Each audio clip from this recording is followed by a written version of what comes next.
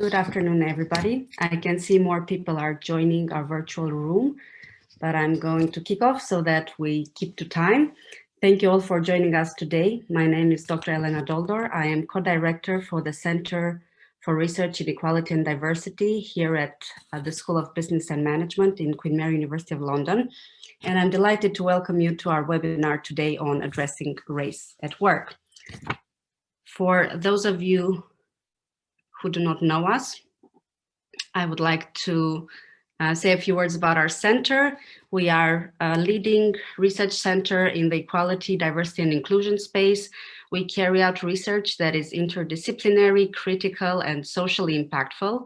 Our community includes 30 academics and associates, as well as 25 doctoral students.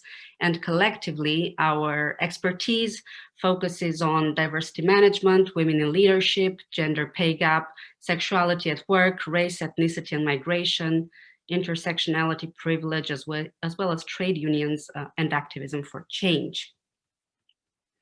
I want to flag up our blog series on COVID-19 and inequalities. And of particular interest to all of you today might be our latest blog published earlier this month on the recent government-backed report on race, where we discuss why the report puts forward a flawed understanding of racial inequalities in employment and at work. You can access this blog on our center webpage. And now this brings me to our event today on addressing race at work. The pandemic, the murder of George Floyd, and the Black Lives Matter movement have highlighted during the last year the persistent racial inequalities in society at large and in employment in particular. And the question we want to tackle today is, how do we move beyond awareness? And how do we genuinely tackle some of these racial inequalities at work? So we discussed today systemic racism in its historical context, how to foster conversations about race at work, and what interventions actually hold the promise of genuinely moving the needle when it comes to racial inequality at work. We have about 30 minutes for the panel discussion and 20 minutes for the Q&A segment. Plenty of time to take your questions. I'm going to ask you to submit them as our discussion progresses using the Q&A tab at the bottom of your screen. And with no further ado, I want to introduce our panel today. We are joined by Professor Nelorine Cornelius, who's an Associate Dean for People, Culture and Inclusion here at Queen Mary University of London and a CIPD Vice President as well. Professor Mike Noon is our Dean for the School of Business and Management within Queen Mary University of London. Dr. Doyin Atewologun, who is the Dean of the Rhodes Scholarship at Oxford University. She's been the academic advisor on the Parker Review and is also an associate with CRED, our research center. And last but not least, Alex Prestage, who's our head for diversity, equality, and inclusion across Queen Mary University of London. Welcome to you all, and thank you so much for joining us today. So I want to start with a question for all of you. Could you introduce yourselves briefly and offer some opening thoughts on the current contexts of racial equality in UK workplaces? And if that's okay, I'm going to ask Nelorine to start, and Mike, Doyin, and Alex. I'll speak briefly. I've been working in this space for a number of years. And when I started working, it was actually at the London Borough of Tower Hamlets in the area of management development and equal opportunities. And race was seen as something that could be addressed if one had an understanding of something else. So I was told essentially there's been a lot of work on gender, we therefore have a good understanding of race. Clearly, you know, that isn't the case. I think more recently, what struck me is that it's a very difficult area in organizations to address. The conversations are often held, but if they're held, they're reluctant. There's a lot of busyness rather than effectiveness. And actually, it's important to recognize that many organizations across all sectors are struggling. So there's no shame in that, but what there is shame in is actually suggesting that the work is done. And that was really the challenge of the Sewell report, I think. The assertion that systemic racism wasn't really a thing. In that sense, the work is done. That's it from me for the moment. Thank you so much, Nelorine. Mike? Good morning, everyone. My name is Mike Noon. I'm the Dean at the School of Business and Management.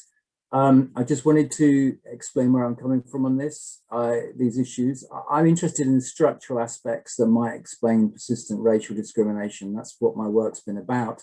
So it means I focus on the processes and practices in organisations. And what I'm trying to do all throughout my work is offer a critique of some of the mainstream approaches to EDI. So arguing for more progressive interventions. It means, for example, that I've been critical of business case rationale because it neglects the social justice case. I've argued that we shouldn't dismiss positive discrimination as unworkable or as undesirable. And I've also argued that the distinction between positive discrimination and the forms of positive action is not that clear. There's greater blurring. And I've also been very critical of unconscious bias training because, not least because I think it's often seen as a quick fix that doesn't actually fix anything. So I suppose what I've been doing over the last few years in this work is also reflecting on where we are. And I think my conclusion is that the conversation has opened up a lot, and which is great, but the initiatives and interventions are not progressive enough. And that's why we're not seeing traction and movement in the way in which we should. Better conversations, but not enough progressive action, in my view. Thank you, Mike. Doyin? Good day, everyone. It really is a pleasure to be here in this group with colleagues and friends with whom we've kind of grappled with these topics, with regards to these topics for a number of years. So I started as a psychologist at the beginning of my career, and started working as a business psychologist, particularly working with leaders when the questions arose in my work with leaders, as well as in my own personal experience about what it means to be a leader in the context of difference. And as I've worked over the last few years, I've played in the spaces of the relationship between leadership and diversity and identity, and what it means for different types of people to navigate this space. And I tell that particularly in this group or in this forum, to highlight the importance of multiple ways of seeing oneself as different, and use very much the frame of intersectionality. And a few years ago, or actually, over 10 years ago when we started, this wasn't a concept that was familiar or, in everyday conversation. And I'm thrilled when we think about the UK context that this is, it's become an expression or a concept that is becoming more familiar. It's important for us to think about multiplicity and complexities, and the notion of intersectionality is an example of this. This week is a momentous week. This week we've had the year's anniversary of the memorial of George Floyd's death. We're talking about the report, the government report, and we have on this panel a blend of different areas of expertise. We have Mike, who just spoke before me, talked about the importance of a structural focus on differences, on figuring out a way out of where we are. And I come with an additional but complementary focus on thinking about the individual perspective. And I hope in this conversation we can contribute to add into the complexity and nuances of understanding race through the time that we're here this morning. So thank you, or this afternoon, thank you for the opportunity. Fantastic, thank you. Alex? Hello, good afternoon, everyone. I'm really proud to be here today and to have the opportunity to contribute to this important conversation bit of background about myself. I describe myself as a lapsed activist and sociolinguist. I started my career as a sociolinguist looking at the junctures of identity, language and community. So have always explored the relationship of the self to the world and society. And now I find myself as an equality, diversity and inclusion practitioner.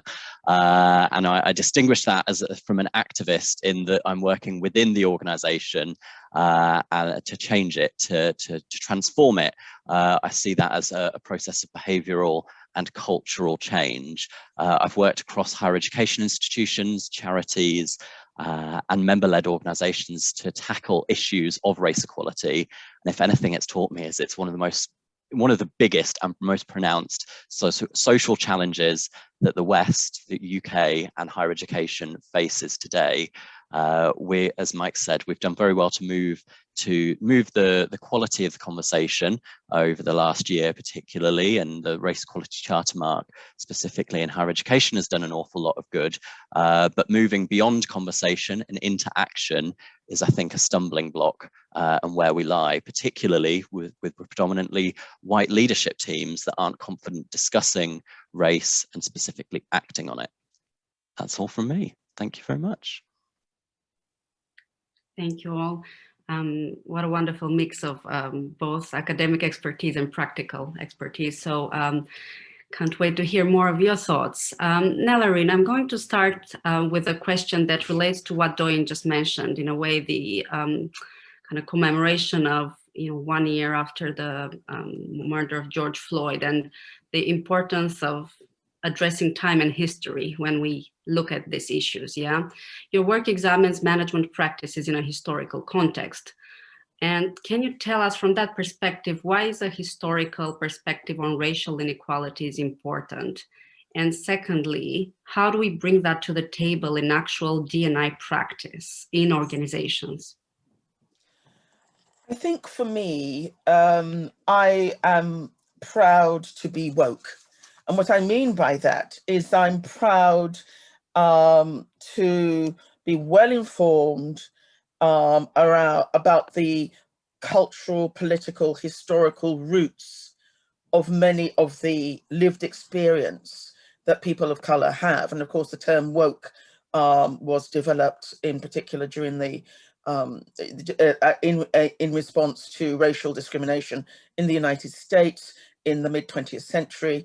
It's kind of been misappropriated by the right to mean sort of woke in the sense of a bit flaky, but actually the roots are clear.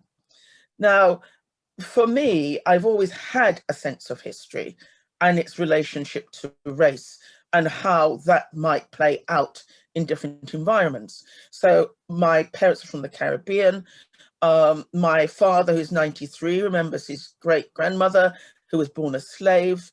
I can witness in the landscape the history of slavery and colonialism, and I know that links. It's not just somewhere else. So we know that that was made possible by actions in the UK, the government, City of London, imperial venturing companies, military venturing companies, and so on. But what I think troubles me is the lack of willingness to accept there are legacies in the system that are grounded, that are rooted in these historical moments, and that the willingness to forget, I think, is really harmful. So let me just give you two very simple examples. The first is the repatriation of Chinese merchant seamen after the Second World War. So having risked their lives on convoys around the world to basically arm and feed Britain, they were rounded up and sent back home. Their families didn't know they'd gone very often, and families were disrupted because of that. It's something we don't really know about in our history. If we think of the Tulsa riots, because there is a look at the Black Wall Street. We also know that well-to-do, middle-class commercial areas were burnt to the ground, people were massacred, not just in Tulsa. I know the same thing happened in North Carolina and other areas. It's rarely reflected on. So the antagonism towards people of colour was very visceral and visible. But the legacy of that visceral and visible antagonism in the West, if you like, in the United States, in the UK, is not really understood by many people. So it's felt indirectly in the way that people are treated. It's felt indirectly in what it's assumed people can become in terms of their career. It's felt indirectly in the lack of a willingness to have a conversation about race.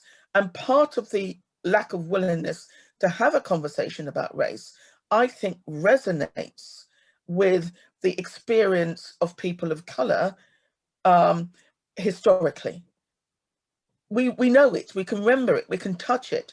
And I think there's a lack of comfort around that, which has only really been broken recently in the UK with the murder of George Floyd. So you have Lloyd's of London, you have Imperial College, you have Cass Business School, you have the Bank of England, you have a number of institutions all of a sudden now recognising their role in wrongdoing historically, and the fact that this is the situation that people find themselves in as people of colour needs to be taken more seriously because of the legacy, the chain of events that has led to the situation that people of colour find themselves in work organisations. History matters. It's the root of much of what we experience in society today. Thank you, Nalarine. And as you said, history trickles down in the lived experience of today's workplaces and the disparate experience we see. There's been quite substantial data on the fact that ethnic minorities do have a different experience in the workplace. So Alex, the next question is to you, and drawing from your experience, why is it valuable that we examine the lived experience of ethnic minorities at work? And what insights do we still lack in this respect, or how do we bring those insights into the conversation? Yeah, absolutely. Big, important question. And I reflect back to sort of the opening statement I made. In the majority of our organizations, the leadership, the second tier of leadership, are majority white. So we have these experiences missing the lived experiences of Black and ethnic minority people, particularly at middle and senior level. And so what we see when we look at our data, the data that many of our organizations are building and improving, it's a bit like an iceberg. We rely majority on quantitative data, which can only go so far. We need to go further than simply quant and be looking at qualitative experiences and go further even into co-creation, where we're working with Black and ethnic minority communities and employees to develop their workplaces to be more inclusive, better places to work. Quite simply, it's not good enough to do it in the interests of a group, and particularly with, as pertinent in the context of what Nalarine shared, the historic legacy that is seen and felt most keenly still to this day means that the relationship that many Black and ethnic minority communities have with our institutions is different to their white peers and other ethnic groups. So we're fighting against a systemic legacy of racism.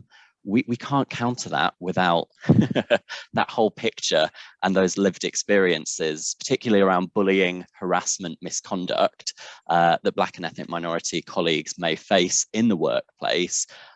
We know that the processes many of our organizations have are designed to deal with explicit harassment or explicit violence, but we know, and we talk more and more in our organisations, we're aware of and alert to microaggressions, implicit, tacit violence, and forms that creep in. So we need to diversify the way in which we collect these voices, empower these voices, and bring these voices in to the institution, and be quite radical about that where they're missing, particularly at senior leadership level.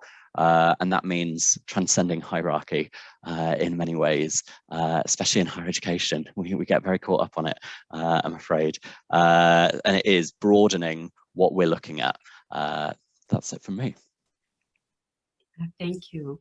So Doyin, you and I have grappled with this both as scholars and I know in your practical work as a D&I expert.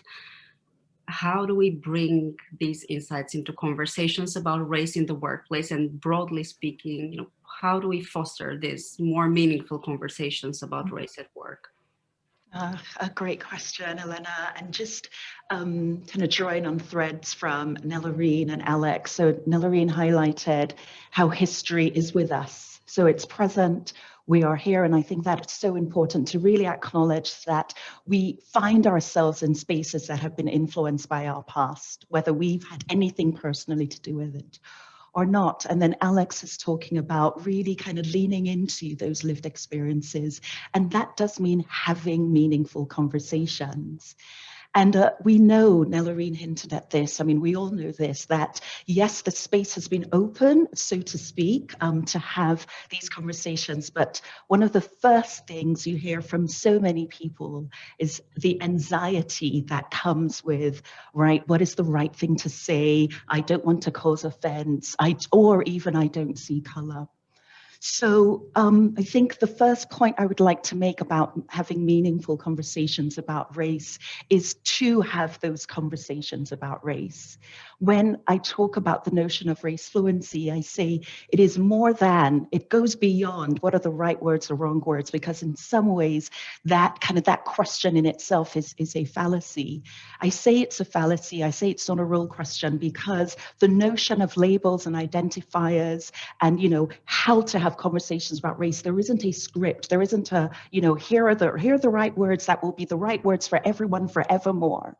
We actually cannot, we need to go beyond and have a degree of kind of responsibility to say this is an ongoing conversation, or this is an ongoing process of learning.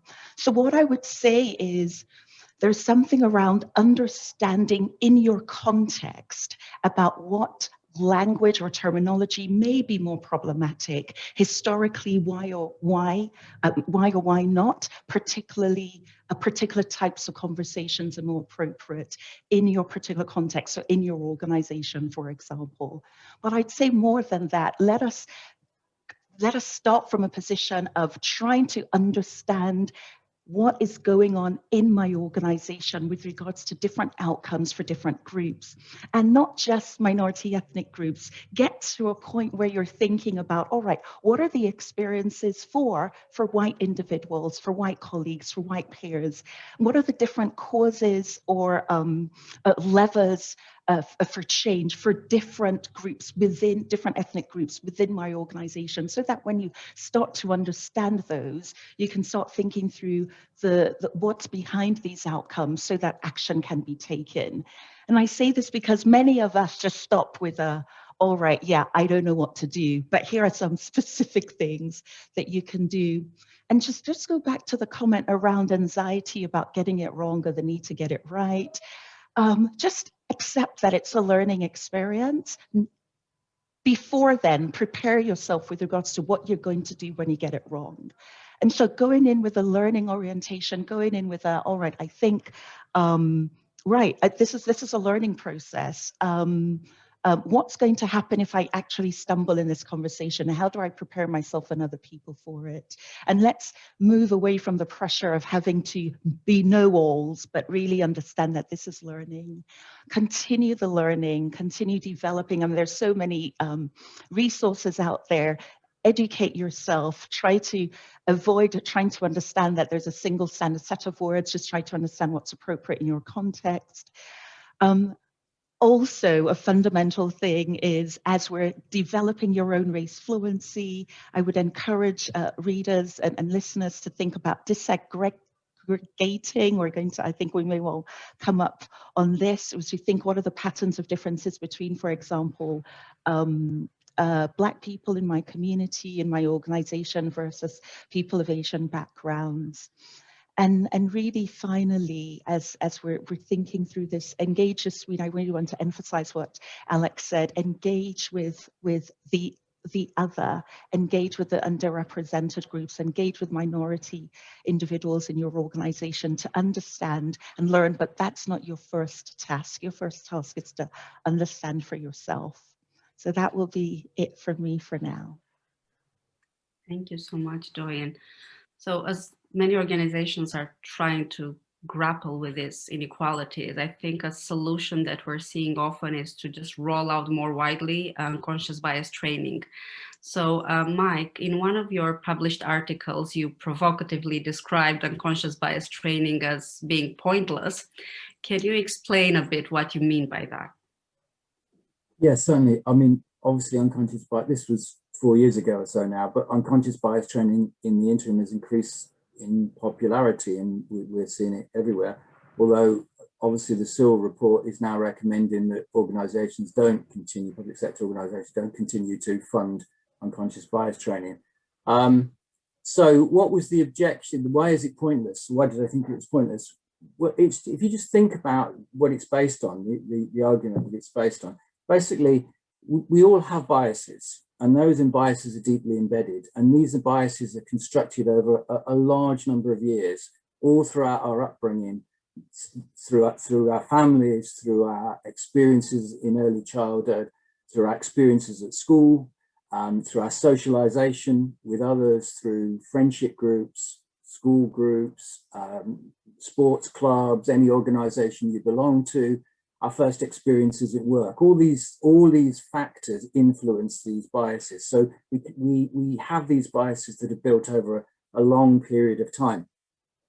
And these biases serve a purpose of simplifying things for us so that, you know, we can deal with the social world, deal with its complexity in a quick way. They're a shortcut to making decisions or to getting an opinion.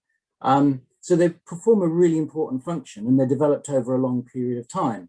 So what's the plausibility then that a 3-hour training session on a Wednesday afternoon, mid-February, is going to disrupt the biases that have been built and formed over such a long period of time and serve good purpose for us? And so when you think about it in that way, for me, it becomes a pointless activity, because the chances of getting any traction, the chances of getting any change are almost non-existent. It has a purpose of opening up the conversation. It's done with good intent. And I think, you know, it links into the really important point that Doyin's making about race fluency. So if it starts that, you know, that's a good thing, but you have to lower your expectations. Does it change anything? There's no evidence to suggest it changes attitudes and behaviors. So all the research evidence suggests there is no impact and change. And if there is any impact, it's very short-lived. It has no lasting impact. So what's the point of doing it? And in addition to that, I would raise 3 further problems that I say. First of all, there is an assumption behind it that everyone's amenable to changing their attitudes. But maybe that's not true. Maybe actually people don't want to be told what to do, and certainly don't want to be told what to think. That they're quite comfortable with their attitudes, prejudiced or otherwise. And that's the case for lots and lots of people. So the idea that people are amenable to change is an assumption that's built into it. The second problem is the assumption that influence in attitudes will lead to behavioral change. The evidence on that is shaky. There is no direct link. You could argue it the other way, that actually changing behavior influences your attitudes. And the third problem is the assumption that the solution lies in changing the individuals. Well, actually, the solution may be about the reforming of processes and structures within organizations. And that's where you're going to get the biggest traction. So the danger is that the unconscious bias training diverts our attention away from actions that would have a better effect and improve the situation, and maybe progressively, reduce the sorts of discrimination that we know of. So that's why, in my view, it's pointless. It is become recognized as a quick fix. As I said, it doesn't really fix very much, in my view. It starts a conversation, and that's laudable, and that's okay. It looks like a management fad, and we probably won't be talking about it in a few years' time at all. It'll be, remember that time when we did UBT and unconscious bias training. So I'm just not convinced that there's any point to it. Thank you, Mike. An important nuance about having it as a part of a bigger, more systemic approach to tackling these issues. So coming to this point of what does actually work and what do we actually need to do to change the landscape a bit, I'm going to ask a question to all of you, the final question before our Q&A segment, which is drawing on both your academic and practical expertise. What interventions drive real progress when it comes to racial inequalities, and what should the agenda focus on moving forward? If we could have a quick round, starting with Nelorine, would be great. Thank you. I'm balancing up a range of experiences. So my research, on which I'm very influenced by the work of Amartya Sen's capabilities approach, my practitioner engagement with EDI, and particularly race, and my role as Vice President of the CIPD, because I have oversight of membership and qualifications. And one of the things we need to remember is that for the past 15 years, there's been no formal requirement to have any modules in EDI. So most HR professionals will have a limited understanding of EDI. So my view is, first of all, you need an evidence-based, and it needs to be a mixture of things. So Alex is absolutely right. But also, I'm a bit cautious about, we don't need the numbers. We do need the numbers. We absolutely need the numbers as part of the evidence base. A very easy way to evidence to people who is what, where, doing what, at what level, for how long, is incredibly important. I worked with a deputy chief constable at Kent Police, and Kent Police were the investigating authority for the Stephen Lawrence inquiry, for the murder of the youngster Stephen Lawrence in the UK some years ago now. And he described investigating the Metropolitan Police, and it was like looking into the abyss. And he said, for the grace of God, we could be there. And the way that I think about this, and I draw from constructivist psychology to think about it, is that there's something called the comprehensive construct. So it's a loosening of what you currently understand to the point where you realize it's insufficient and that it becomes necessary to project yourself into a different future. That's why that information is important. But that's why you need the information which is quantitative, because that speaks to structures and systems and processes. And you need the qualitative lived experience, because it's very easy for people in organizations to be silenced. So a major piece of work I did recently was an equality, diversity and human rights review for a local health authority. And it was a floor to board review. That was also important, not just speaking to the top team or HR or the EDI lead, everybody, the cleaners through to the execs. And what became obvious is with this organization was not compliant with any equality laws. So you have a situation where in an organization, they're going forward, they're in a very diverse city, a super diverse city. They have a highly diverse workforce, not at the top, of course. Alex is right, there's a leadership problem there, but they're kind of just continuing along. So Doyin's point about learning, I think, is key, but I think it's also a willingness to look at everything, all of your systems, all of your structures, all of the behaviours that are getting in the way. At this particular local authority, the incoming chief executive made a decision that there were key members of his leadership team that were not going to buy into this. And there was a complete overhaul. There was a complete refresh of the leadership structures, the HR structures, the information systems, etc. So you don't just do EDI and race in the corner. It's a whole systems engagement if we really want to move things forward. Thank you, Nellarine. Mike, any thoughts on what interventions actually do work or we should be focusing on? Yeah, just one I'd pick out in particular. The evidence shows that the biggest kind of barriers to change in this regard are middle managers and probably more so line managers. So the senior team can have a great commitment to making change, delivering change, and maybe some lower level managers want to implement that, but middle management is a big block there. So one way of making change is to build it into the performance objectives of managers, and then particularly if you tie it into reward, it certainly focuses people's minds. So one intervention would be, okay, if you're setting targets, tie it into the performance objectives of the managers to deliver on those targets, give them an incentive to do so. And organizations that have done that, and some great examples of that, find that you get movement because it matters.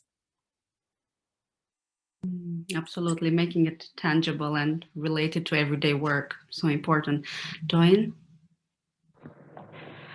Thanks, Elena. So some reflections from me in terms of what could work. I just want to comment very quickly on unconscious bias training, and I would recommend that rather than wholeheartedly ditch it, I would say so for some organizations to be just really clear on the role that unconscious bias training plays in behavior change. Like Mike said, like Professor Noon said, this is about kind of thinking right now, this is about awareness raising. It's not a long-term sustainable change, but at least it plays a role in that, potentially the first step. And then what I would say is swiftly follow on that awareness raising by building will and skill for change. And by that, I mean, but certainly coming from an individual perspective, I mean, thinking about the different stakeholder groups within the organization, and that could be HR, that could be senior leaders, that could be managers, and really thinking what role do these groups play in terms of the disrupting the inequalities that we're trying to see. So for example, broadly with managers, it might be something around how they give feedback, for example, and with HR, it might be something around what the recruitment processes are, and help each group understand for themselves the role and the opportunities that they have to disrupt some of the inequities that we find. And I do just want to say something quickly about allies, because this is something that again has become really quite pervasive when we think about a terminology or concept that we hear. And I would like to encourage, as we're thinking through what allyship means for senior white men on this call, or people who have access to senior white men, to think through having these conversations with your peers. So checking in with each other. What are we doing? How are we shifting things? What do the data tell us? And challenging each other. So yes, do the advocacy thing where you're thinking about sponsoring and you are like in that role. So going beyond mentoring and sponsoring minority talent, but also challenge your peers to say, what are we doing? What are we shifting? And support each other. And find a coach if you need to as well. So the work is on the allies with regards to the work that needs to be done rather than underrepresented colleagues. Thank you. And Alex? Yeah, I'm glad I get to go last because I get to tie together all these beautiful threads that my esteemed panelists have brought to life so brilliantly already. I will offer a caveat. I don't believe there is a silver bullet here that we're suddenly going to solve race equality and racism in any organisation. I think unconscious bias training, as Mike said, has fallen foul of that one. So with that caveat offered, I'll give an example of some brilliant leadership and drawing on the comments that Doyin's made around disrupting a conversation. How do we disrupt the status quo? Because the status quo is racism.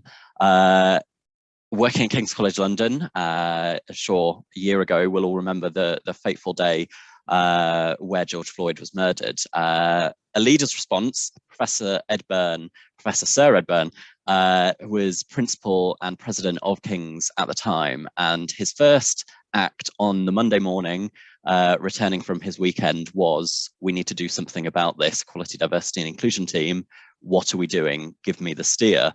And so he called all 200 of his top leaders into a digital conference to talk about race, racism, and the institution. And we had an hour and a half together where we discussed the role that endemic racism played in shaping our organisation, both the students and staff, and that was opened up. And the most disruptive thing was how we opened that meeting, where we canvassed the lived experiences that we were talking about earlier from Black and ethnic minority colleagues, students working around decolonising the curricula. We had voices from our Black and ethnic minority staff network, and our white leaders stood there, metaphorically, on a Zoom call, and they read testimonies from our staff, and that completely disrupted how people are used to hearing anecdote, evidence, lived experiences of racism within an organization. Having white leaders, the white leaders of an organization, we had the principal ed, Professor Evelyn Welch, the SVP for Arts and Sciences, and Professor Sir Robert Leckler, SVP for Health, stand there and take ownership of those experiences and say, this isn't good enough. And they really set the bar. They set the expectation for the equivalent of senior management team and all of their direct reports that race equality was something that King's needs to sort.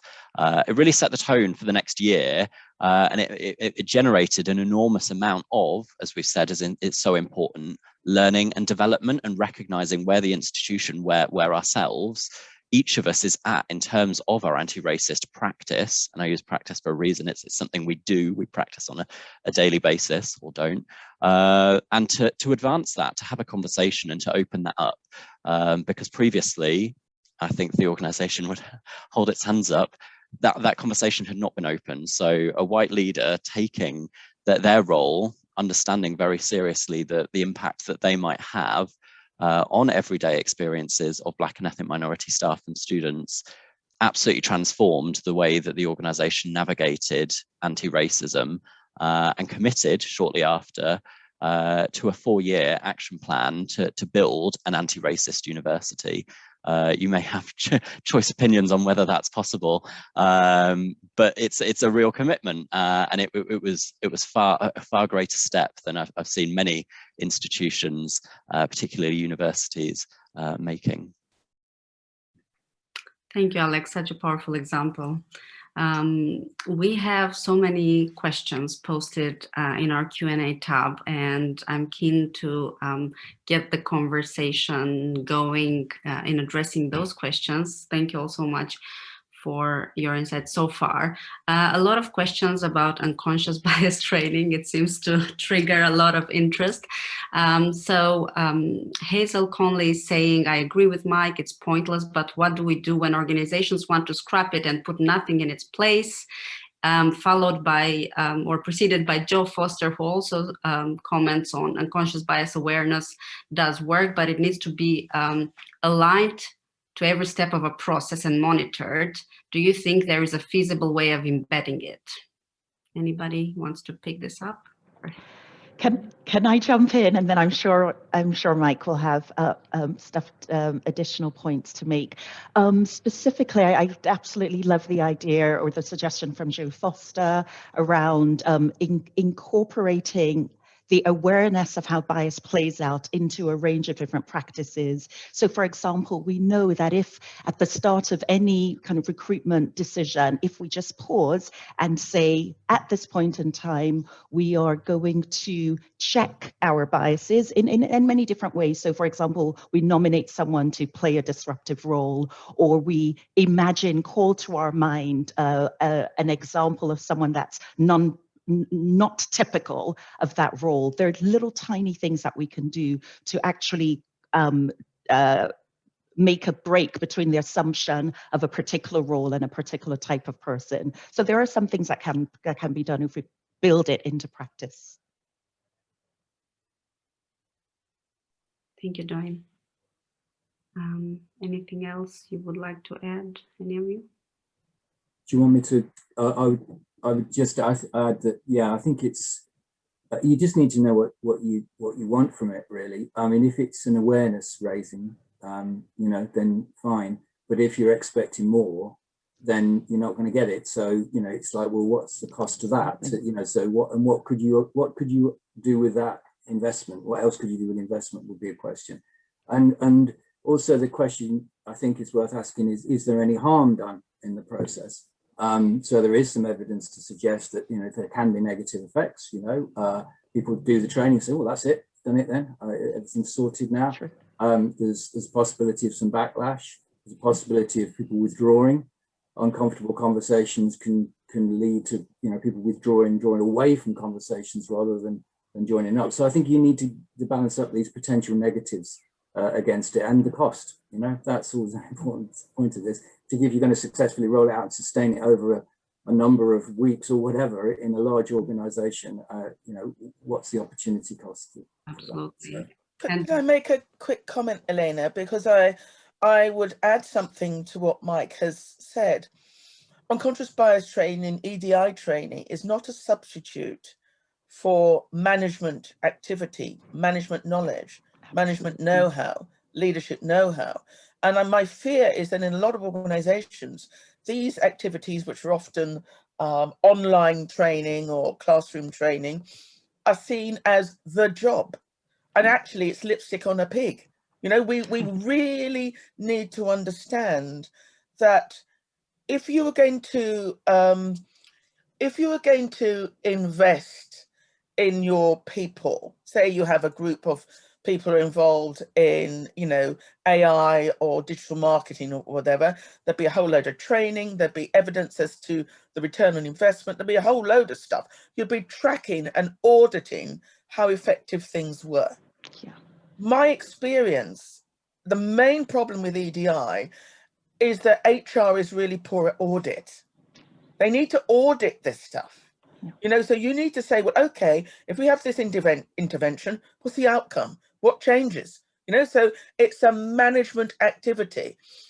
The other thing to say is when people say the environment is racist, that's not about the EDI officer or HR, it's about the line. So we need to make sure that there are systems in the line for addressing this. So whether it's KPIs, performance appraisal, developing proper and robust evidence bases. I did some work on FTSE 100 companies with the Chartered Management Institute and British Academy of Management. Most of them weren't collecting race data. Most of them weren't. So where do you start if you're doing a conscious bias training and you don't know how many people of color actually work in your organization? It's nonsense. So yeah, you can use unconscious bias training. If you want to open up a conversation, my own view is learning and good management and leadership practice is key. It's an ethical issue. It's a social mobility issue. It's an inclusion and belonging issue. It's not about some random training event. It's about ongoing effort. And a lot of organizations are not willing to put in the effort. So if we go back to what Alex highlighted at King's, they're putting in the effort. You need to put the effort in. Can I come in very, very briefly and just point out one of my experiences working particularly with equality, diversity and inclusion training across the board, not just unconscious bias training, is that it generally engages people who are already bought in, people that don't really need it. It's the people that don't sign up to this training and don't come along and don't frequent equality, diversity and inclusion learning development, as you sort of, as Doyin's pointed out, people that haven't prepared themselves to explore both skeletons in the cupboard of their organizations and within the self in order to take those steps. It's that's what we need people to step into in order to get more from building checks and measures into our processes for bias. And we need people to have the mindset, be open to that. Thank you, Alex. And actually, there are two questions which I will direct to you, and they're on a similar topic.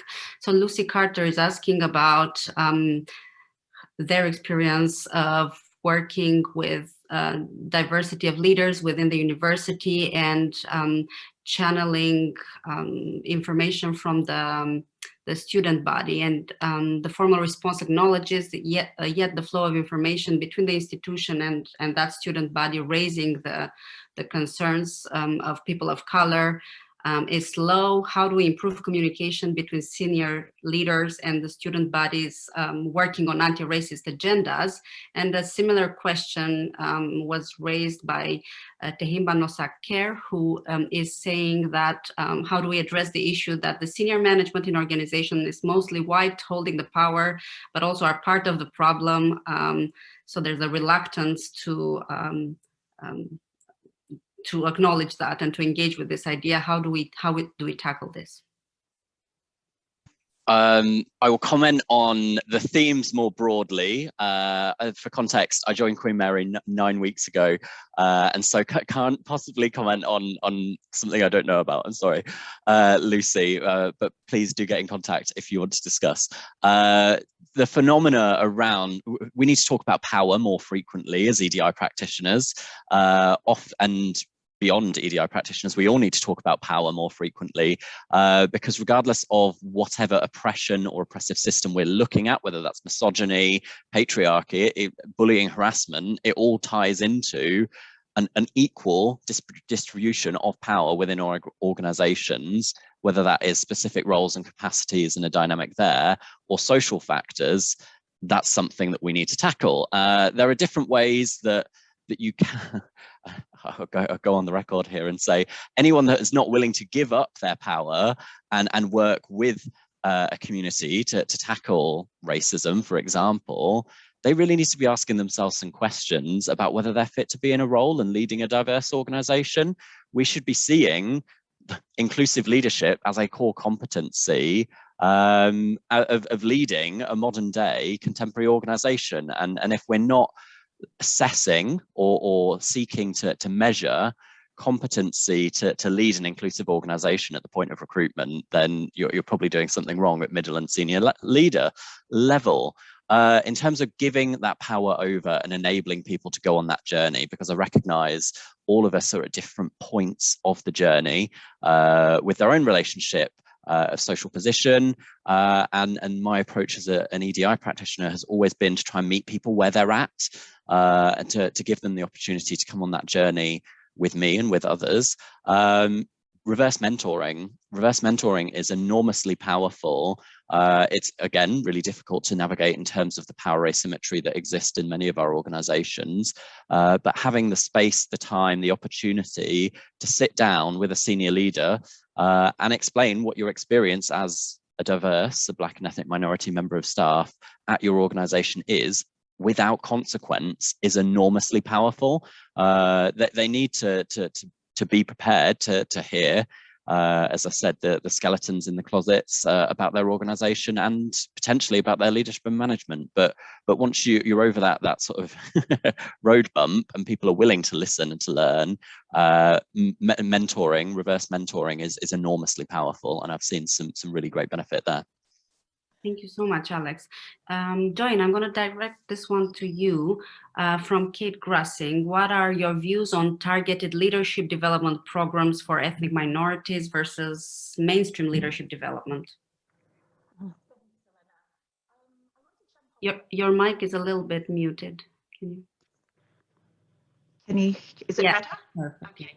I want to jump off Neloreen's comment about this being a multi-pronged cultural issue. So first off, I would say if in your mainstream leadership development programs, you have exactly the same proportion going onto those leadership programs as you would more broadly in your wider population. If your minority ethnic talent is represented in all of the formal and informal routes to leadership, then you're good. You don't need a targeted program.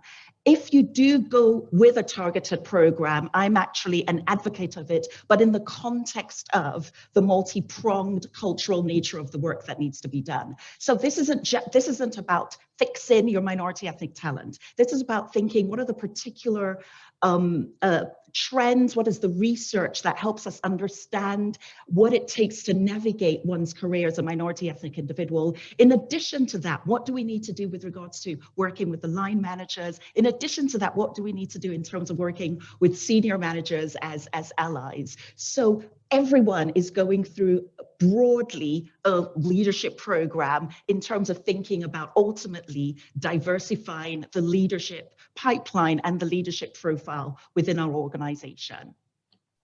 Thank you, Doyin. Neloreen, you had a couple of comments. The first really relates to a comment that Hazel mentioned in the chat, which is around a kind of government push to dilute EDI reporting in the public sector, first appearing under the David Cameron government and appearing again in the Sewell report.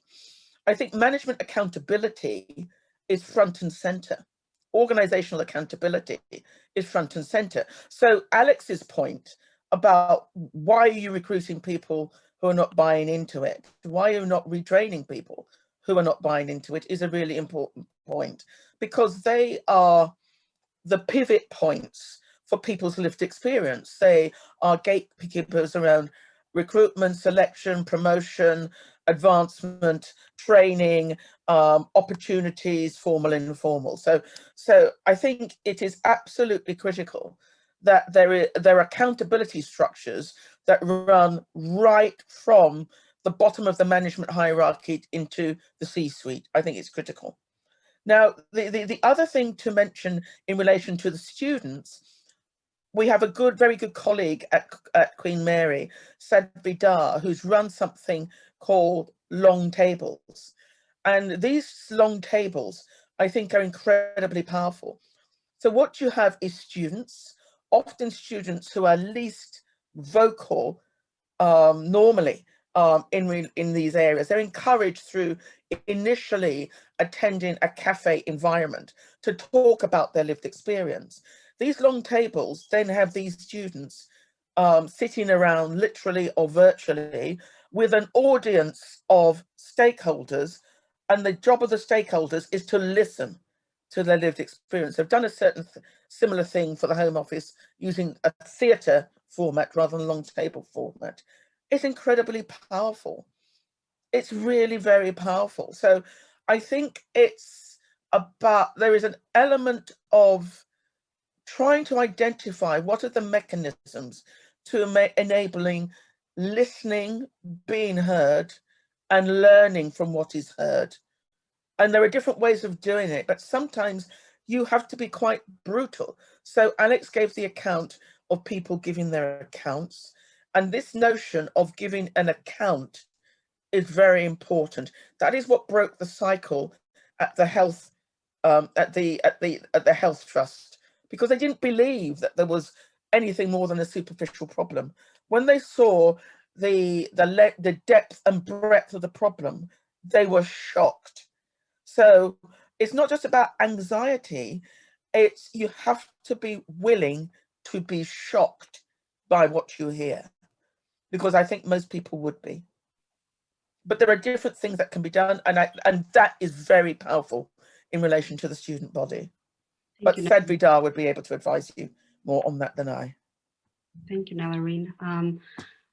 there's just 30 seconds left where I wanted to get Doyin to answer this question from Sheila Gupta, which is around the language of Black and minority, BMAE, the term we're using here in the UK, which is seen as denying individual identity. You know, does it matter what's the language we use? Do we have alternatives? Can you just quickly give us your thoughts on this, and then I was actually just replying to Sheila. Sheila, the quick answer is to gather the people within your organization or context for whom this pertains and ask them themselves what will be appropriate. Fantastic. Thank you so much. We have so many other fantastic questions and comments, which we haven't had time to address. Thank you to the audience for being so engaged. It's lovely to see your thoughts. I have to bring it to a close now just because I'm mindful of time. Thank you so much, Nelorine, Mike, Doyin, and Alex, for your fantastic contributions. I hope the discussion has provided everyone with insights about how to have more nuanced conversations about race and more effective interventions. I think Nelorine's point about being able to sit in the discomfort of what those conversations might bring is really critical. So thank you for watching the webinar, engaging. The recording will be available online. If you want to watch it again or share it across your network, we will post it early next week on our center webpage. Thank you, everyone, and have a great rest of the Friday. Bye-bye.